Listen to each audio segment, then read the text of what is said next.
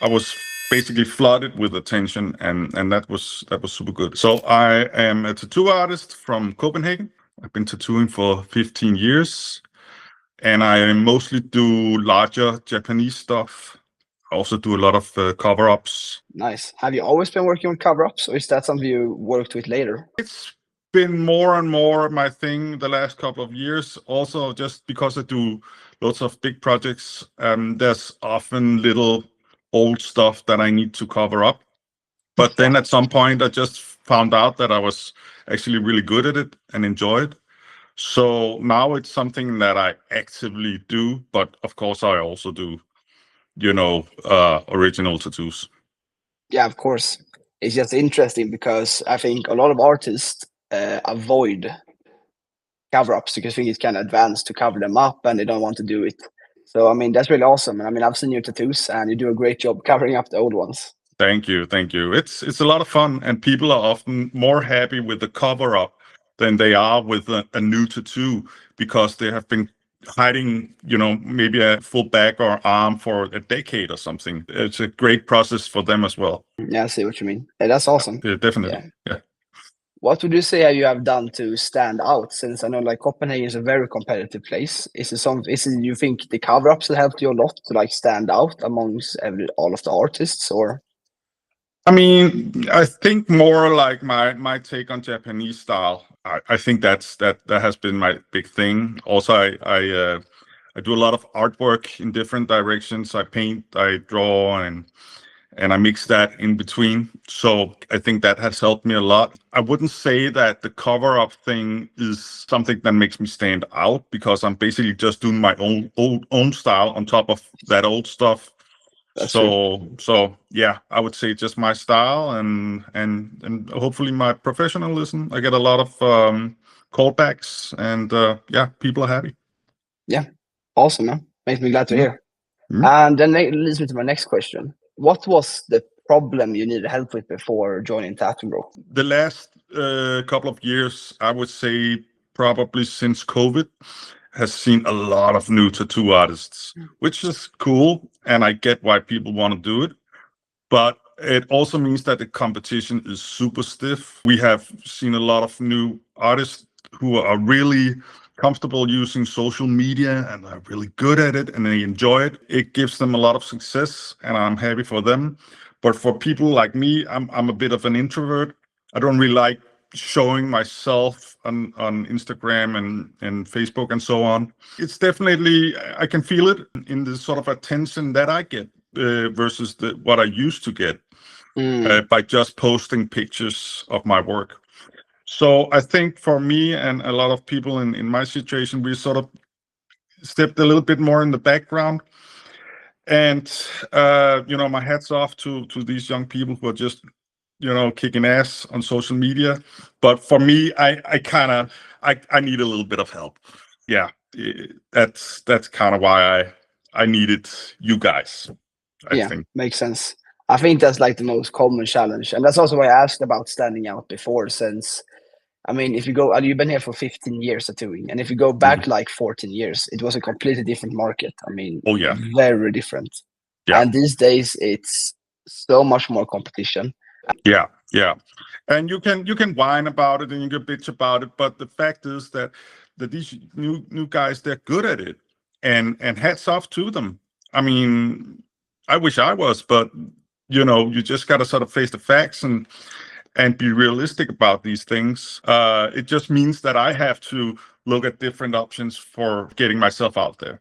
I mean, it drives innovation in the market, and it's a new market now. It's a new time, a new industry, almost you could say. And as Hmm. you say, you can either choose to just bitch about it and then be in the past, or you Yeah. can choose to also evolve and find a new way forward, so you can also become a better person, right? Definitely, definitely. And it's Yeah. also about playing to your strengths. Maybe you're not good at every aspect of this. And I think it's so much easier if you just embrace it instead of complaining about it. Yeah.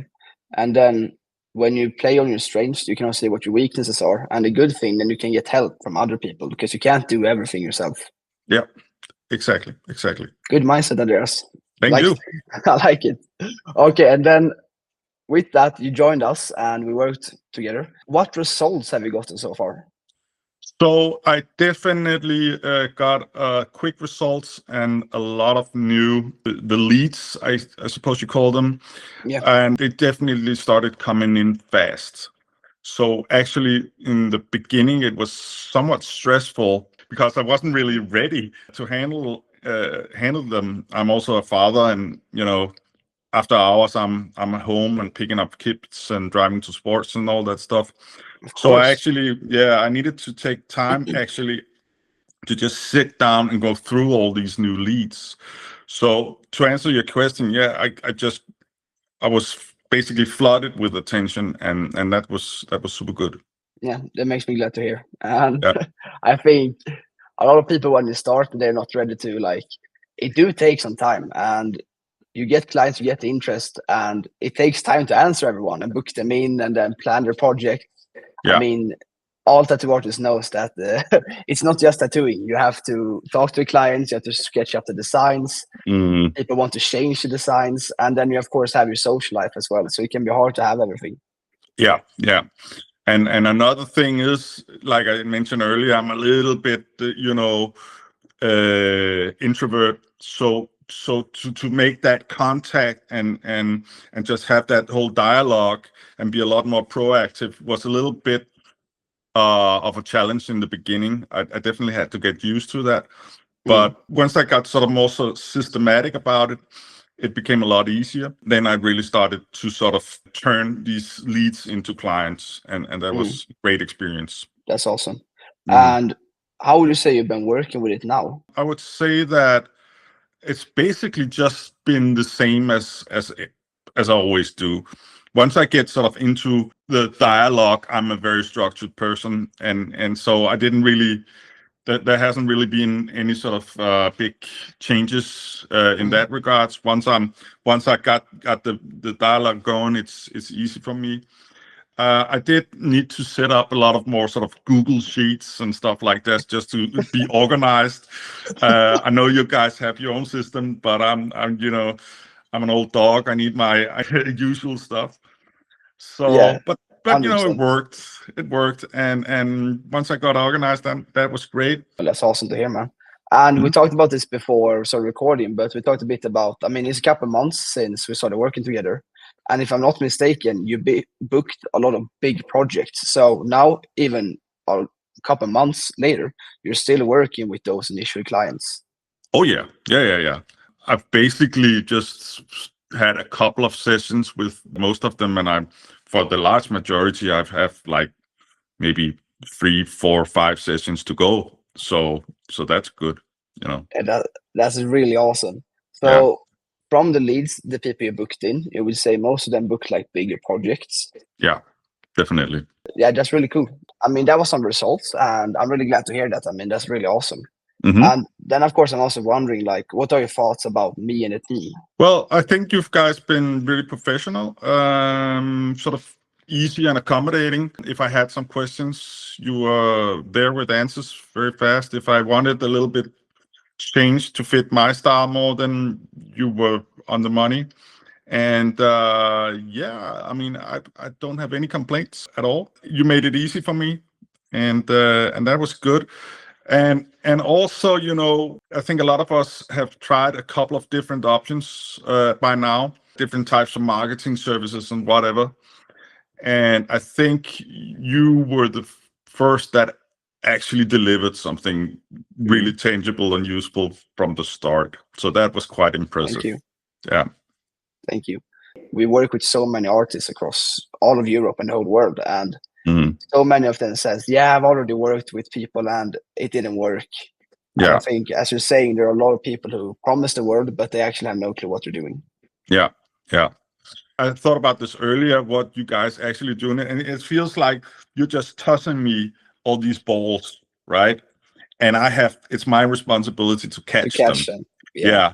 If I just stand there, they'll just fall to the ground and nothing will happen. So you need to be aware that once that ball is in the air, you need to be ready for it, right? And that's where the job for as a tattoo artist starts. but I think it's only natural that you have to sort of step up as a person. I think it's, if you expect just to have the client sort of booked for you and the projects booked for you, then you need to be a little bit more realistic about your expectations. But if you're ready for it, then you can really sort of get the benefits from it. And I really felt that I did that. I mean, I wish we could do everything. I wish we could get people interested. I wish we could book consultations and projects and you could just sit and tattoo, because I know a lot of tattoo artists just want that. Yeah. But unfortunately, I mean, that's not how the world works. And if you're going to have your own business and pursue this career, you're gonna be exposed with like certain things that you're not good at, and you're gonna have to train at these things and learn time management. You can learn how to talk to clients, and it's tough sometimes. But I mean, it's part of the journey to become a better person. Definitely.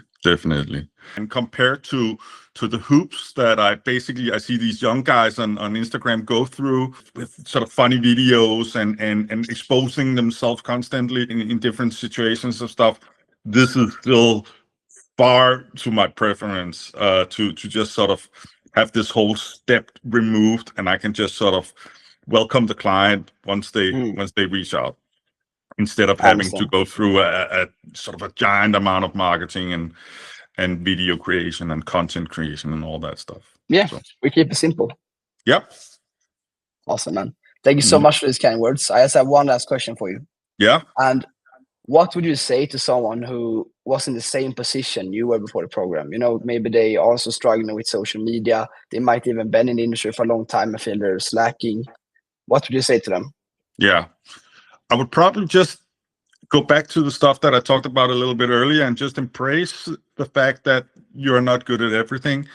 Reach out to somebody who is and can help you, and sort of, maybe it seems like a bit of a big pill to swallow in the beginning. It costs money and yada yada yada, but I mean, what's the alternative? So I mean, I would say that you should just go for it. They delivered. So that's my recommendation. Have a long, hard, honest look on yourself.